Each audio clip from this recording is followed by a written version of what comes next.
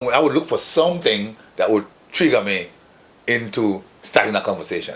I would find something, because this is what I live for. This is what I like. I'm not very good at just striking up conversations with someone, and there seems to need to be a reason why. First of all, I love people. The point of life really is to communicate. You have to go into it like you're going to meet people. Some people you'll love, some people you'll hate, But you have to go into it willing yourself to be open, to talk to people, to start up conversation, to keep up conversation. I kind of like meeting new people. It usually starts out with a smile. A great big smile. I'm just a friendly person and I talk to people everywhere. Hi. Hey, how's it going?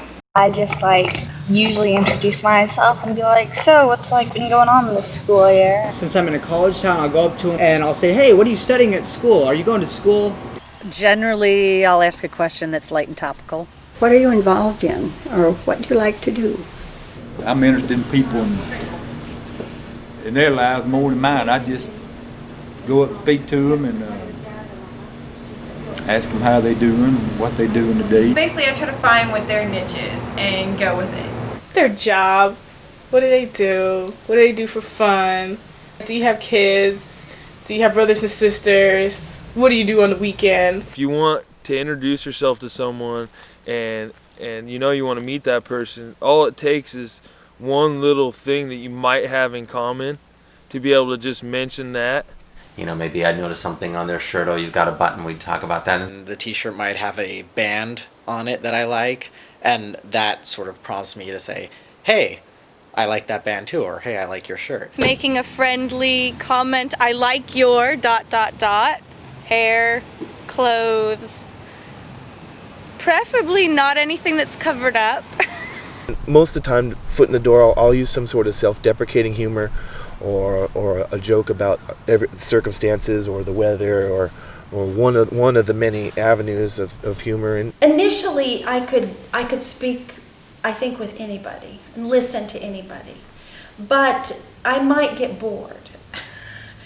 And so then the trick is to find a graceful way to change the subject to something more meaningful.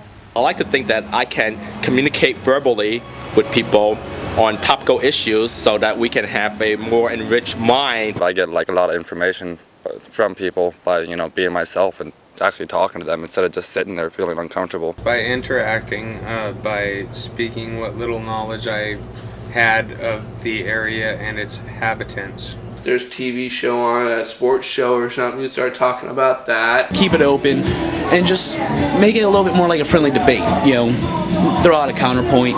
Once we start going with a conversation, then, they're more inquisitive to know a little bit more about me because I'm giving to them as much as they're giving. So, I give to the conversation and then I ask them questions. You have to mold the situation into an interest on both parties. People like to hear about themselves, so ask them questions about themselves. I like to talk about myself. I'm not conceited or anything, but that's something I can talk about. I talk about my magic. When you're having a conversation, you don't want it to end.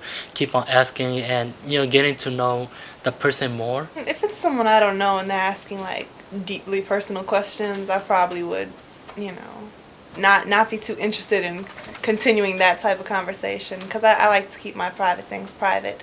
But I mean, work, job, school, kids, family, I don't mind discussing anything like that. I always see something I could ask about. Where are you from? How you doing? For all you know, that guy could rock. That guy could be someone totally cool. A lot of times it is.